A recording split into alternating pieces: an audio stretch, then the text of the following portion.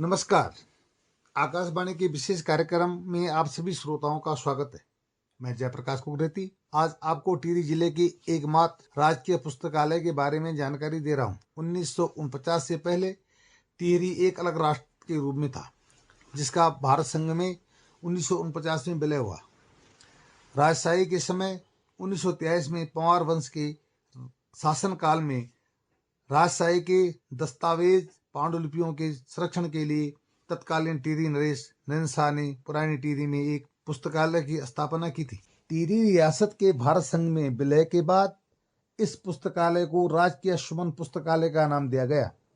100 साल पहले स्थापित इस पुस्तकालय में राजशाही के दस्तावेज, विदेशी राष्ट्रों के पत्र पत्रिकाओं के अलावा टिहरी रियासत के इतिहास, कला, संस्कृति और व्यवसाय के बारे में पुस्तकें और चित्रकला आदि उपलब्ध हैं। टिहरी के इतिहासकार एवं साहित्यकार महिपाल सिंह नेगी बताते हैं कि 1923 में जब टिहरी में रियासत थी और राजा का शासन था, पहली जो पब्लिक लाइब्रेरी स्थापित हुई रियासत काल में 1923 में टिहरी में, जो तब राजधानी भी थी। शुरू के वर्षों में जब हम देखते हैं पुस्तकालय का इतिहास, तो शुरू के वर्षों में इसमें मुख्य रूप से जो सरकार के रियासतकालीन सरकार के गजट नोटिफिकेशन होते थे और देश भर से दूसरी रियासतों से या अंग्रेज शासित क्षेत्रों से जो गजट होते थे सरकारी, उनका आदान प्रदान होता था। साथ ही उस समय मुख्य रूप से पब्लिकेशन का काम कम था, तो यहाँ पांडुलिपियाँ आई देश भर से। और ये भी माना जाता था कि उस वक्त नरेंद्र शाह थे, 1923 में राजा नरेंद्र शाह थे, उनके एक चाचा थे कुंवर विचित्र साहब, तो उनको पढ़ने लिखने का बड़ा शौक था और उनकी प्रेरणा से शायद, क्योंकि हालांकि उनकी पारिवारिक जो लाइब्रेरी थी वो अलग से थी पुराना दरबार में, लेकिन एक लोगों के लिए, आम लोगों के लिए अध्ययन के लिए अच्छा देश भर से अखबार भी आते थे। तो आप मुख्य रूप से 3 चीज़ें समझिए। उस समय रियासतकालीन जो गजट थे, शासन के आदेश थे, पांडुलिपियाँ थी और जो देश भर के कुछ अखबार आते थे उस लाइब्रेरी में आते थे जहाँ लोग पढ़ते थे। तो रियासत काल तक तो मुख्य रूप से ये रहा। आज़ादी के बाद इस पब्लिक लाइब्रेरी को राजकीय पुस्तकालय घोषित किया गया और फिर इसको श्रीदेव सुमन, जो आज हम कहते हैं श्रीदेव सुमन राजकीय पुस्तकालय, वो नाम जोड़ा गया। श्रीदेव सुमन तो यहाँ रियासत के बड़े सत्याग्रही रहे जो जेल में शहीद हुए थे, फिर उनके नाम से ये पुस्तकालय नियमित चलता रहा। आज अगर इसमें देखें, ये बड़ी समृद्ध हुई है साल दर साल। तो इसमें पांडुलिपियाँ भी मिलेंगी, इसमें उस समय के तमाम आध्यात्मिक जो ग्रंथ रहे हैं, केवल प्रिंट में नहीं, जो पांडुलिपियों में भी मौजूद हैं। रियासत काल के गजट और शासनादेश भी हैं। मर्जर जब रियासत का हुई संयुक्त प्रांत में टिहरी रियासत का, उस समय के दस्तावेज होंगे। पुराने बहुत फोटोग्राफ्स हैं।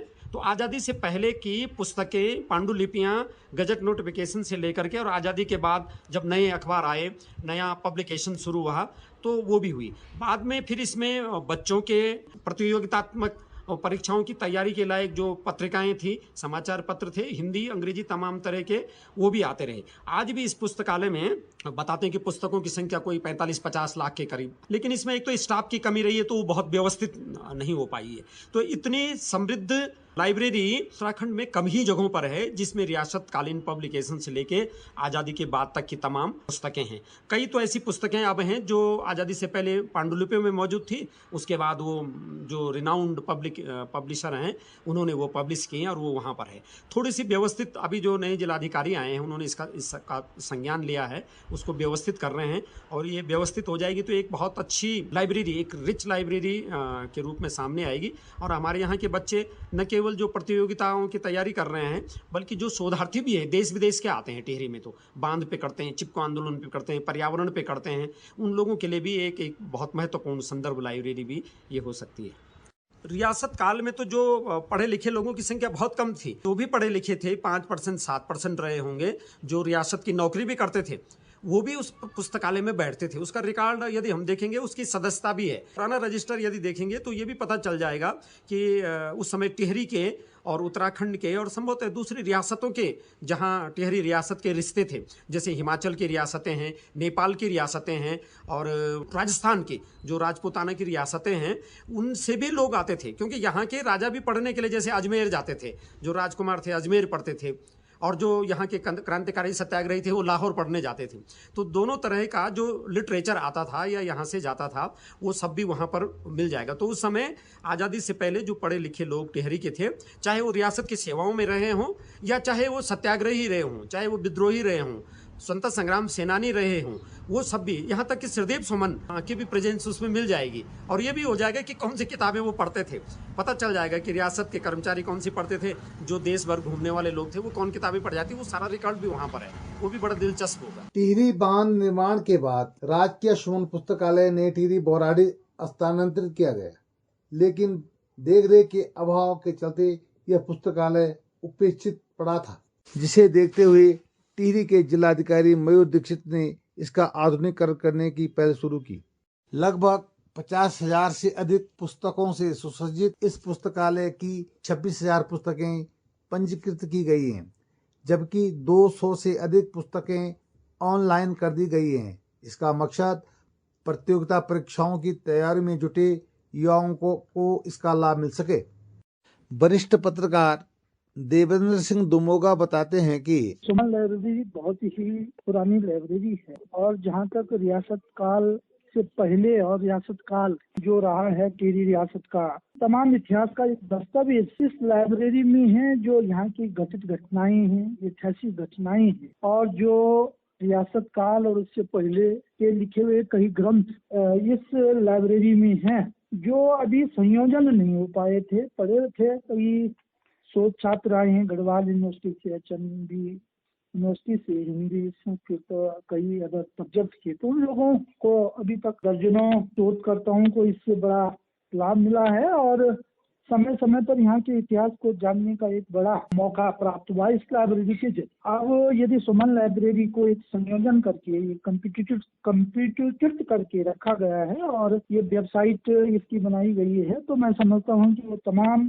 तरीके के दस्तावेज जो आज़ादी से बहुत पहले से है और रियासत 1815 के बाद और 1949 में रियासत आज़ाद हुई थी, स्वतंत्र भारत में विलय हुई थी, इस बीच का जितना भी इतिहास रहा है उन तमाम घटनाओं का जिक्र कई किताबों में किया गया है, कई लेखकों ने किया है, कई भोजपत्रों पर भी है और यहाँ तक कि गीता भी भोजपत्रों पर लिखी गई है और तमाम विभिन्न प्रकार की भाषाओं में जो तब उस समय की भाषाएं हमारी लेखबद्ध थी, भोजपत्र पर थी, उन तमाम भाषाओं में लिखी गई कई ग्रंथ इस लाइब्रेरी में हैं। और अगर इन सारे ग्रंथों को संजो करके रखा गया है और आज वेबसाइट पर लोड कर दिया गया है, तो मैं समझता हूँ कि राष्ट्रीय स्तर पर और अंतर्राष्ट्रीय स्तर पर भी उन छात्र छात्राओं या अन्य शोधकर्ताओं या अन्य जो इतिहास अन्य के संदर्भ में जानकारी चाहते हैं उनको एक व्यापक दस्तावेज प्राप्त हो जाएगा।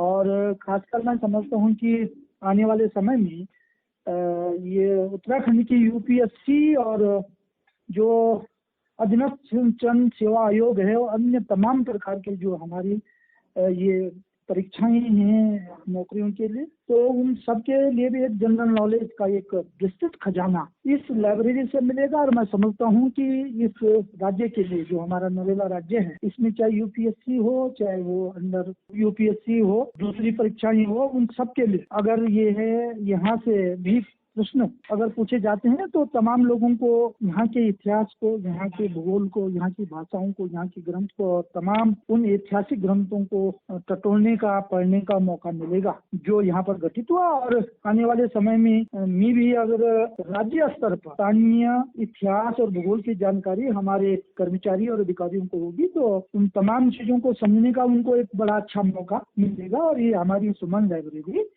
इसके लिए एक बहुत अच्छा काम करे। तो सुमन लाइब्रेरी टिहरी की एक ऐतिहासिक लाइब्रेरी रही है, भले आज तक इस पर कोई फोकस नहीं हो पाया था और अगर अब जिलाधिकारी जी इस पे फोकस करके इसको संजोए रखने का एक कार्य किया है तो बड़ा सराहनीय पहल है और होना भी चाहिए। और इस ऐतिहासिक लाइब्रेरी को आगे भविष्य में आने वाली पीढ़ी को लाभ मिले, इसके लिए एक संयोजन अगर सभी किताबों का हमें अगर ईमेल पर मिलता है तो ये आने वाले इतिहास के लिए बड़ा अच्छा समय होगा, अच्छा विषय होगा। तो मैं इन सबके लिए इन तमाम लोगों को धन्यवाद देता हूँ जिन्होंने ये अथक प्रयास किए हैं कि इस लाइब्रेरी के महत्वपूर्ण ग्रंथ जो लुप्त होने के कगार पर है, उनको संयोजन करने की कोशिश की है। टिहरी के जिलाधिकारी मयूर दीक्षित द्वारा राजकीय सुमन पुस्तकालय की आधुनिकीकरण की पहल को सभी बुद्धिजीवियों, समाज सेवियों, जनप्रतिनिधियों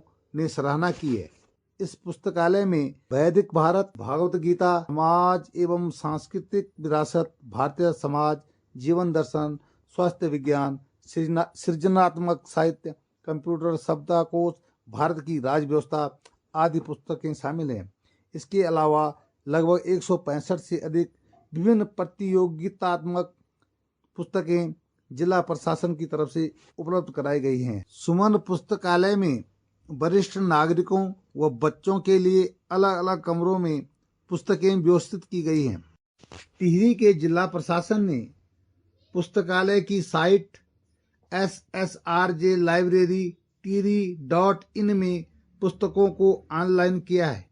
जयप्रकाश कुकरेती, आकाशवाणी समाचार, टिहरी गढ़वाल।